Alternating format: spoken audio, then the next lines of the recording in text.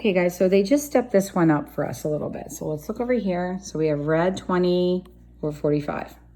So both of those numbers, the numerator and denominator, are underneath the radical. Now, before when I showed you rad 8 over rad 4, I said you should try and simplify it if you can. When it was one giant radical, you could actually do the division and you would have had rad 2. And that was the fastest way to get to that value, right? So now we have one that is not actually, 20 is not a multiple of 45, but we can simplify this. So how many times is 5 a factor of 20? And you would say 4.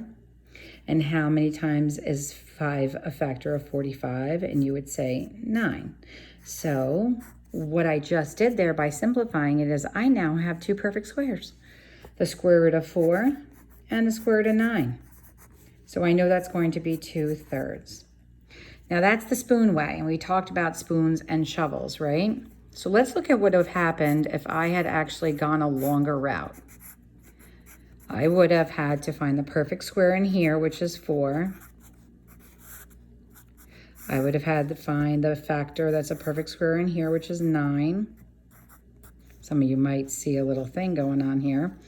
Then I would have simplified this, leaving the non-perfect square under the radical, and the square root of 4 is 2. Leaving the non-perfect square under the radical, and the square root of 9 is 3. And rad 5 divided by rad 5 is 1, and you'll be left with 2/3. So it's really spoon versus shovel. This could be done mentally. So really you can go from this straight to here. If you feel confident, all right? So let's go ahead and put that in and see what is next they're gonna give us. And then you guys will start to work on these a bit on your own. And this will be thirds. I just wanna get to a couple where we're rationalizing a little bit together. So here's another one. And so hopefully, you're looking at this and going, oh, wow, there's a number that is a factor of both of these, right? So 5 is a factor of 50 and 5 is a factor of 45. So if we split that, so we do rad 50 over 45, if we keep it like this, and we do the simplifying of it, we're gonna have 10 over 9, and that's all under the square root. So that's rad 10 over the square root of 9 is 3. So we're going to come back over here and pop that in. So the square root of 10, oops, where'd it go? Did you guys miss those moments, huh? The square root of 10 over 3. All right, now, what do we do with this? So here is where we need to kind of look at this a little bit. So I'm going to split this up. So we have rad 6 over rad 50. So let's come on over here and look at it, okay? So this you can't simplify any further than it is. So it is going to stand as rad 6. But rad 50 you can simplify. So that's going to be rad 25 times 2. That's your perfect square. Now this is actually where it gets interesting. So now you have rad 6 over, leave the non-perfect square under the radical. The square root of 25 is the number 5. And then here's the best part. You can, just like when we multiplied and we had rad 2 and it was like times 3 rad, let's say 3, you did coefficient to coefficient and you were able to multiply radicands together, right? You can divide radicands too. So rad 6 divided by rad 2 is going to give us rad 3, and here's why. Even though this won't simplify, it can break into rad 3 times rad 2. Like that actually is another way of writing it, right? It's a product of those two radicands. And then I've got 5 over rad 2.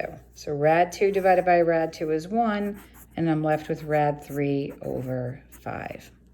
So this is where it gets really fun. Like you can really just, jump in here and have some have fun really looking at the numerical reasoning behind everything.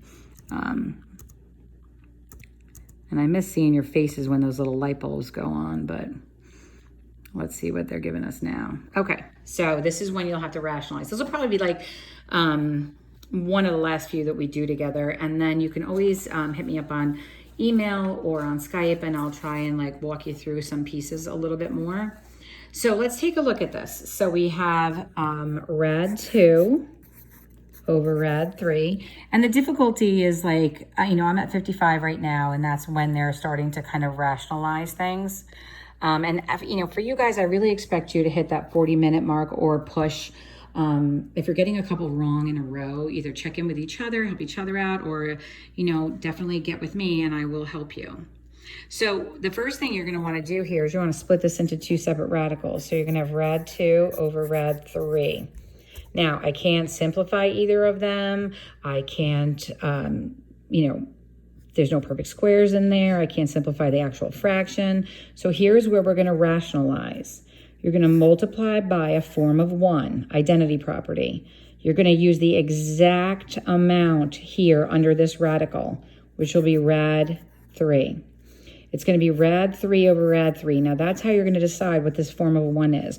Whatever's under this radical is what this has to be, okay? Because squaring it is going to make it so that you can have the radicand stand alone.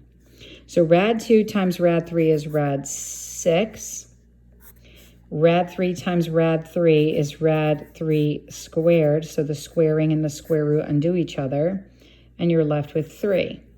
Now, so you might be thinking to yourself, oh, well, 6 is divided by 3.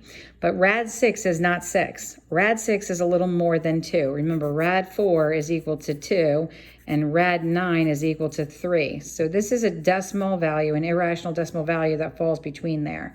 You can only simplify radicands, which are numbers under the radicals, or coefficients, which are numbers outside of the radicals. So I'm going to stick with you for a little bit longer. I mean, if you're feeling confident, you can certainly stop here and get started on your own. And then if you get in a bad way or you're feeling a little frustrated, then you can come back and watch the video a little bit more. Tab, tab, tab. And this would be a 3. Okay, let's see what they're giving us now. Oh, this one's easy. So hopefully mentally you can do this one. Like, do you see that that is rad 5? Actually over the value of rad 9, which is 3. So that was a nice one. It's amazing how this program does it. They do some really, really hard stuff, and then they do some easy stuff. It's crazy. All right, so this one here, this one's also pretty easy. So you have rad 50 over rad 9. So rad 9 is 3, and rad 50 is going to be 25 times 2. So this numerator now is going to be 5 rad 2, and the denominator is 3. So we're going to do that. We're going to pop it in and do 5 rad 2. Where'd it go? Hold on. 5 rad 2, and that's going to go to 3. All right, so I will keep pushing on this and see, I'll do this last one here. Remember,